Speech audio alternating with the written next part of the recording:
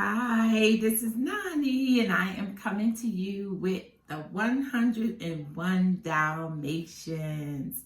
See the book? Can you see it? Can you see it? So I'm going to read you this story of the 101 Dalmatians. It said, this is the story of two brave Dalmatians, 99 puppies, and one of the greatest rescues of all time. Let me show you puppies. See?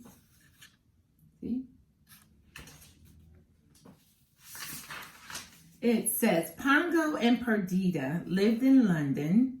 They're two dogs with their people pets. Roger and Anita was the owners. When Perdita and Pongo became parents of 15 little puppies, they were so proud.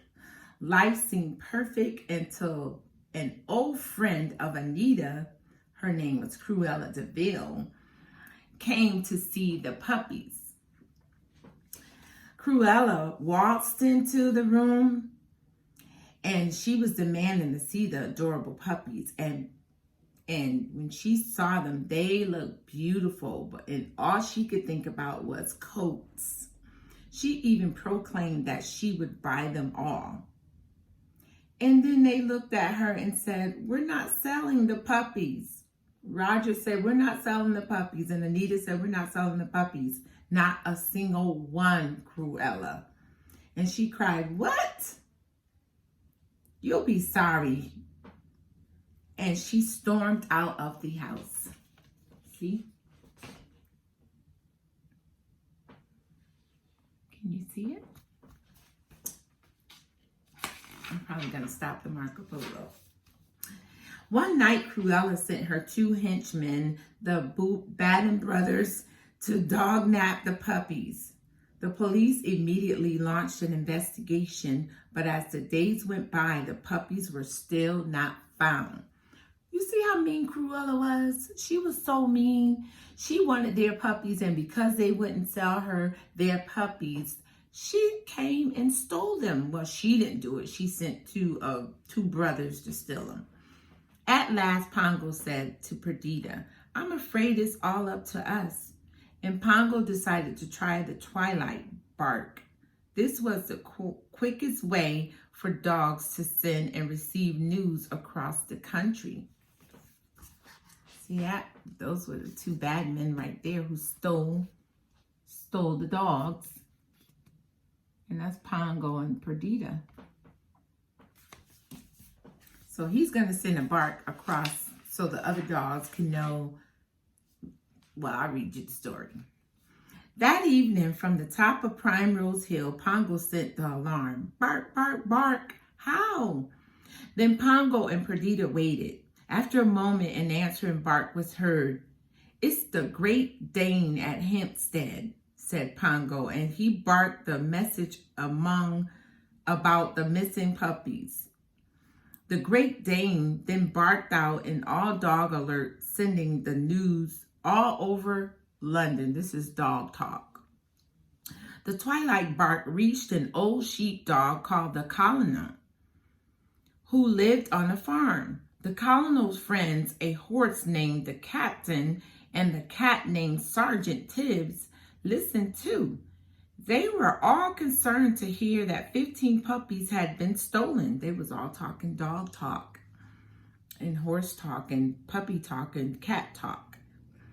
That's funny, Tibbs said to the captain and the Colonel. I heard puppies barking over at the old DeVille house last night. No one's lived there for years, said the Colonel. We must go and see what's going on. See, that's him sending out the dog bark at the top of the hill, and this is the horse, the dog, and the cat.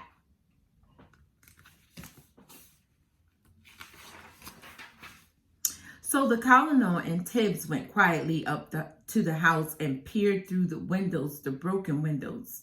Inside the house, Horace and Jasper Baden, the two brothers, were eating supper and relaxing in front of the television. All around the room, there were puppies. Not 15 puppies, not even 50 puppies. Tibbs counted 99 puppies. Oh my God. Cruella was stealing everybody's puppies. Look at that. You see that? 99 puppies.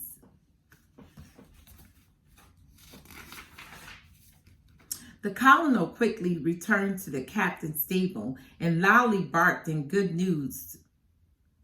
Within no time at all, the twilight bark sent the message all the way back to London that the puppies had been found. The good news finally reached the ears of Perdita and Pongo. They set off across the snowy countryside as fast as they could to rescue their puppies. Meanwhile, Sergeant Tibbs was keeping watch on the house. He peeked in and saw Cruella barking out orders. She wanted the puppies skinned for coats. You believe that? I'll be back first thing in the morning. Fur coats, how awful. Tibbs could not believe it. He had to save these poor puppies. She wanted the dog skin so she can make coats. You see that? Yeah.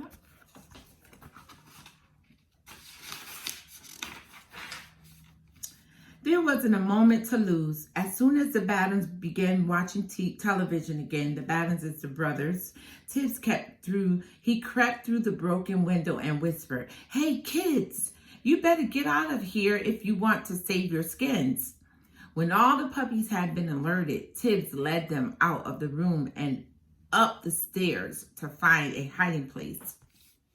Meanwhile, the colonel had met up with Perdita Pongo and led them to the DeVille house. They arrived just in the nick of time and quickly bounded into action. See that? You see? They're getting away from that crazy lady who wants to steal their skin for coats. Perdita went after Horace while Pongo tore at Jasper Batten's trousers. As the fight was going on, Sergeant Tibbs led the puppies out of the house to the safety of the captain's stable. Look at that.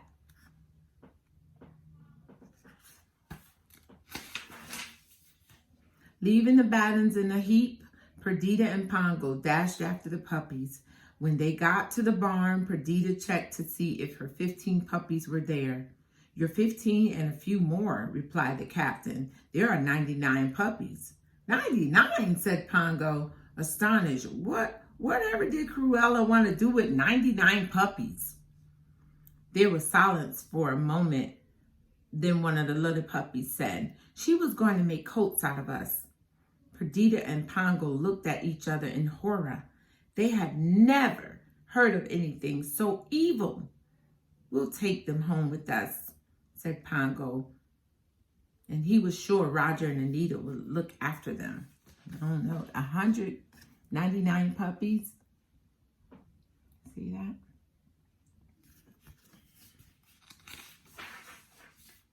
So Perdita and Pongo and the puppies set off back to London, and they feared that Cruella would come after them, so Pongo made the puppies roll in some soot, some black smut, until they all looked like black Labradors. "Quick, into this van," said Pongo. "It's going to London." I don't know how Pongo knew that, but he knew it. Pongo had just enough time to leap onto the tailboard as the van sped off, escaping Cruella and the Battens. Back in London and home at last, Roger and Anita hugged the tired puppies. 14, they were counting. 15, counted Roger. 62, 94, and 5 over there. That's 101 Dalmatians, counting Perdita and Pongo. "What will we do with 101 Dalmatians?" Anita asked. Oh, let me show y'all. That's when they turned them black and they got away from Cruella DeVille. Ooh, she looked mean, right?